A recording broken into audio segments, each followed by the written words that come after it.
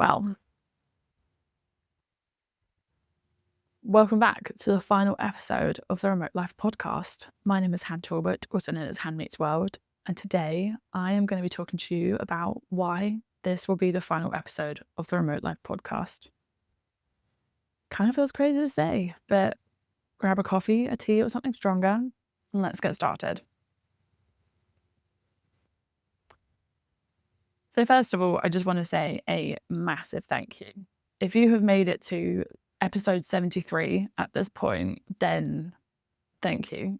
You're amazing. I mean, even if this is the one and only episode you listen to, thank you. And if you've been here since it was a 6-episode side project in 2021, thank you also. Thank you to everybody who has ever pressed play, who has pressed play on more than one occasion, who has supported this podcast, because quite frankly, this podcast wouldn't be here and be what it is without you. I know I've said that before, but for real, this podcast wouldn't be here. This show would not be here without you. And that's kind of partly why this will be the final episode. So, what do I mean by that?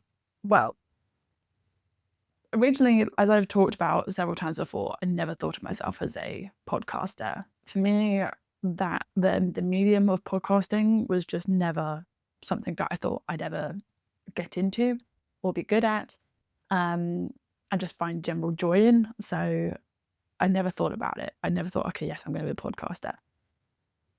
But it was the only way that I felt I could share all the stories, all the details that I was being asked in 2021 and a little bit before that around how to build a remote life, not just become a digital nomad, but how to build a life that works for you. And for me at the time, I felt like I didn't have the experience or the know-how and the stories to really share what it means to build a flexible lifestyle that works for you. And so I reached out to some amazing people who I knew did, and they shared their amazing stories. And from that, we created 6 episodes. And so I, the guests, and I created 6 episodes around building a remote life. And some of that looked like being a content creator and traveling and working at the same time. Some people had a remote job but were still based in their home country. It looked different, which was always my intention. It was never going to be the Digital Nomad Life podcast. It was always going to be the Remote Life podcast, because the idea was that to build a life of your dreams. Now, the reason I say that this podcast was really fueled and built by the community was because after those 6 episodes got published, I had incredible feedback. I was so grateful and so honored by the feedback that I received from those 6 episodes. People were excited. People were happy to hear about the juicy details of what it means to build these different things. And so people were then going, when's the next series? Because it was a series at the time. And I was like, okay, maybe this could be a thing.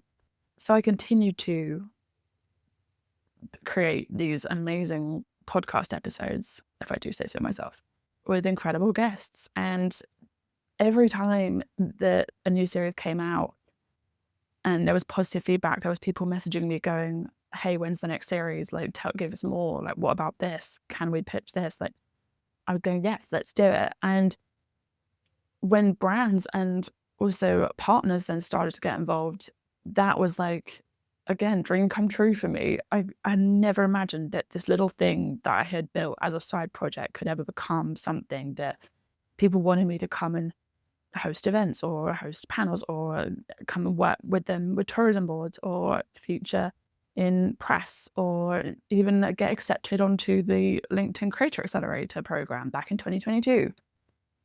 These were all things that I had never imagined would ever be a thing. I mean, the way I can describe it. And so, yeah, all I can say is that I then found some real purpose in this podcast, I guess. It was incredible to be building this thing and keep building this thing that people were enjoying, that were finding insights out of, that were gaining some amazing stories that people felt less alone in.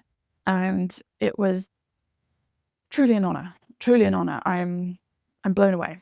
I'm blown away by the response that everybody has had to this little thing, this little idea that I had when we were still coming out of lockdown back in 2021. Yeah, it's crazy because I've been asked recently even like who's your dream guests, or like who would you still love to interview? And I was like, I've had my dream guest. Like obviously I'm sure there are still so many people that I could interview about their remote life and I'd still get emails and messages.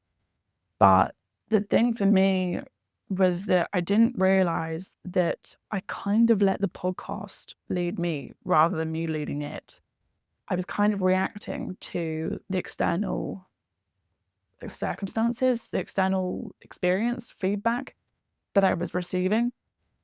And so it got to the point where it's not that I fell out of love with it, but I realized that I just wasn't passionate about keeping it going anymore.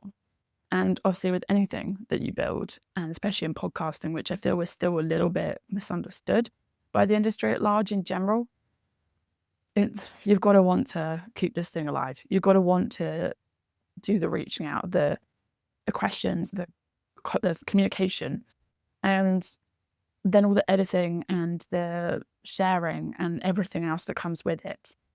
And for me, I was sitting, I think it was when I was in Croatia last month, I was sitting there thinking, how would I feel if this podcast was not something I had to think about anymore? And I felt relief, which I don't mean in a bad way. It's simply just that I think it's time for me to pivot. It's time for me to archive the podcast because, again, there are incredible insights from the absolutely amazing guests that I've had the absolute privilege of interviewing over the years. And so I want people to be able to go and still search these things and still find the answers that they are hopefully looking for in these episodes. They'll go live on YouTube. But also, I want to then be able to go pivot and be able to focus on things that light me up now. And I think that could be built and scaled now. I've been on the internet professionally for a long time. Literally, I started creating content professionally when I was on my study abroad year in 2013.